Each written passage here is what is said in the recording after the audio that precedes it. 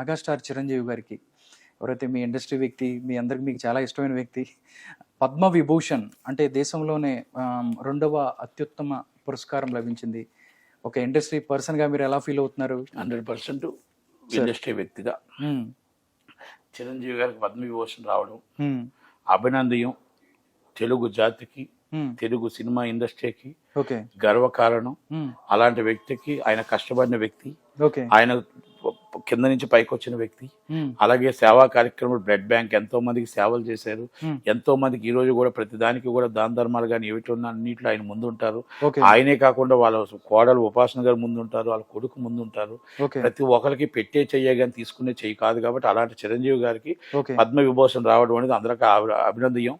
ఆయనకు మోడీ గారికి కృతజ్ఞతలు చెప్తూ తెలుగు ప్రొడ్యూసర్ కౌన్సిల్ తరఫున అభినందనలు తెలుపుతూ, చిరంజీవి గారికి కౌన్సిల్ తరఫున జాయింట్ సెక్రటరీగా అభినందనలు తెలుపుతూ, దానికి అర్హుడుగా నాగేశ్వర గారి తర్వాత ఆయనకు వచ్చింది. కాబట్టి మన తెలుగు ఇండస్ట్రీ అనే కదా, తెలుగు ప్రజలు అందరూ గర్వంగా చెప్పుకునే విధంగా ఉందనేది మోడీ గారికి, అమిత్ షా గారికి ధన్యవాదాలు తెలియజేస్తున్నాను. ఓకే సార్, సోను సూద్ లాంటి వ్యక్తి ఇలాంటి అవార్డులకి అనర్హులని మీరు అనుకుంటున్నారా? కాదు, యాక్చువల్గా కోవిడ్ అవ్వచ్చు, మిగతా అవ్వచ్చు, ఆయన చాలా సేవ చేశారు సమాజానికి.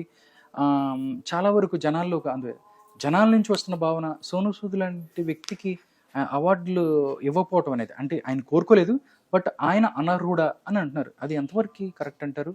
మీరు ఏ విధంగా స్పందిస్తారు? మోడీ గారికి ఆయన తెలుసా? పరిచయం ఉందా? లేదు కదా. ఓకే, మోడీ గారికి పరిచయం ఉంటే ఇచ్చినేమో. అంటే మోడీ గారికి పరిచయం ఉన్న వ్యక్తులకి ఇస్తున్నారంటారా? అంతే మరి ఫ్రాంక్ కదా. ఇప్పుడు పవన్ కళ్యాణ్ గారు ఆయన పార్టీలు ఉన్నారు, వాళ్ళ అన్నయ్య ఆల్రెడీ సేవా కార్యక్రమాలు ఆయన 100% పోస్ట్ అర్హుడు కనుక ఆయన ఇవ్వడానికి ఆయన చేశారు. దాంట్లో కూడా వ్యూహకర్తలు భాగాలు ఉండవచ్చు. ఎలక్షన్ టైం ఇది రాజకీయమే.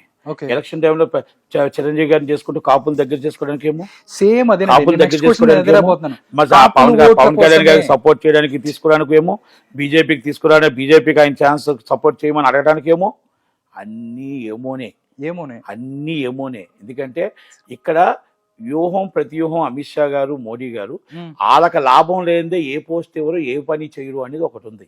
రాజమౌళి గారి ఫాదర్కి టికెట్ ఇచ్చి, రాజ్యసభ ఇచ్చి, రాజమౌళి గారిని సినిమా తీయమని అడిగే టైప్ అది. అంటే పార్టీకి సపోర్ట్ చేయమని అడుగుతారు. అలా వాళ్ళకి ఆలోచనలు వేరే ఉంటాయి. రాజకీయ వ్యూహంలో ఒక భాగం కనుక మోడీ గారిని మనం, ఆయన ఏ ఊరు వస్తే ఆ ఊర్లో ఆ భాషతో మాట్లాడి, ఆ భాషలో ఆ యాసలో ఆ చిరంజీవి గారు ఏంటి, చిరంజీవి గారు ఊరేంటి, చిరంజీవి గారి పేరు ఏంటి, చిరంజీవి గారు ఏ పని చేస్తున్నారు, చిరంజీవి గారు ఏ యాక్టింగ్ చేస్తున్నారు, అది బాగా వంటపట్టి ఆయన కోసం ఒక 20 నిమిషాలు అవలేలగా మాట్లాడగలిగే శక్తి ఉన్న వ్యక్తి మోడీ గారు. కనుక సోనీ సూద్ గారిని మనం, ఆయన 100% అర్హుడు, 100% అర్హుడు, దాంట్లో నో డౌట్. ఎందుకంటే ఆయన పెట్టిన ఆస్తి లోన్లు తీసి, ఇల్లులు కట్టి, అమ్మి, ఎన్నో చేసి, కరోనా టైంలో ఆయన చేసిన సేవ చరిస్మ ఎవ్వరు కూడా మర్చిపోలేదు, అసలు మరవలేనిది అది. అలాంటి వ్యక్తికి మీది ఏ పోస్ట్ ఇచ్చినా ఏమి ఇచ్చినా కూడా గర్వకారణమే. ఆయన కోరుకున్నా కోరుకోకపోయినా. కాకపోతే ఆయనకి రాలేదు అంటే, ఆయన ఇప్పుడు 10 మంది కోసం సేవ చేయడానికి పదవులు కావాలని చూసుకోరు. అలాగే ఆ చిరంజీవి గారు కూడా అడగలేదు, చిరంజీవి గారికి అనుకోకుండా వచ్చిన పదవే. అలాగే సోను సూద్ గారికి కూడా వస్తుందని ఆశిద్దాం, రావాలని కోరుకుందాం. 10 మందికి సేవ చేసిన వ్యక్తి, ఇలాంటి వ్యక్తి ఉండాలని కోరుకుందాం.